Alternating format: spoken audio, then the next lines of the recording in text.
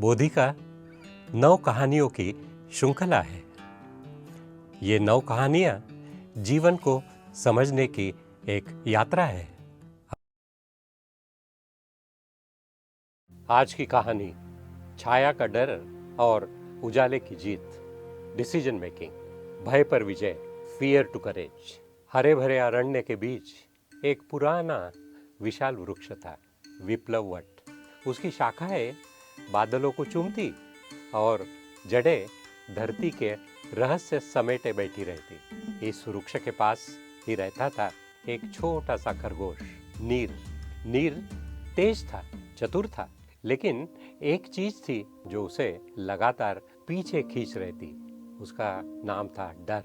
रात होते ही नीर को लगता जैसे कोई छाया उसका पीछा कर रही है।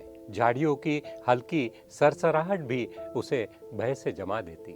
जंगल का जीवन सुंदर था, पर नीर उसका आनंद नहीं ले पाता था। एक रात उसने बुजुर्ग उल्लू तपोमय से पूछा, गुरुदेव, क्या डर हमेशा मेरा पीछा करेगा? तपोमय ने हंसकर कहा, डर बाहर नहीं, भीतर बैठा है। बाहर की छाया तो सिर्फ बहाना है। यह वाक्य नीर के दिल में कहीं चुभ रहा था। अगली सुबह नीर ने निर्णय लिया, अब भागना नहीं, सामना करना है। वह उसी झाड़ी के पास गया जहां से अक्सर आवाज आती थी। दिल धड़क रहा था, पैर कांप रहे थे, फिर भी कदम आगे बढ़ता गया। अचानक घास हिली, नीर उछल पड़ा, पर इस बार भागा नहीं, रुका।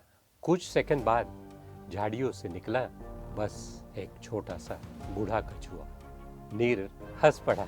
जिस छाया से वह वर्षों डरता रहा, वह तो एक कछुआ था जो खुद डर के कारण झाड़ियों के पीछे छुपा था। उसी क्षण उसे समझ आया, डर का आकार हमारे मन में होता है, हकीकत में नहीं। तपोमय उल्लू धीरे से बोला, डर को जितना भागोगे उतना पीछा करेगा, उसका सामना करोगे तो वह तुमसे दूर भागेगा। नीर अब बदल चुका था। वह फिर भी डरता था, पर डर को रोकने नहीं देता था। तभी जंगल में घंटियों जैसी आवाज गूंजी। जंगल के बीच से कोई मदद के लिए पुकार रहा था।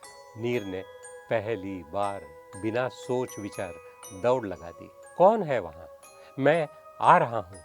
अगला सवाल, पर वहां कौन था? क्या नीर का नया साहस उसकी परीक्षा लेगा, या डर फिर किसी नए रूप में सामने आएगा? और क्या इस बार नीर जीत पाएगा, या सब कुछ बदल जाएगा?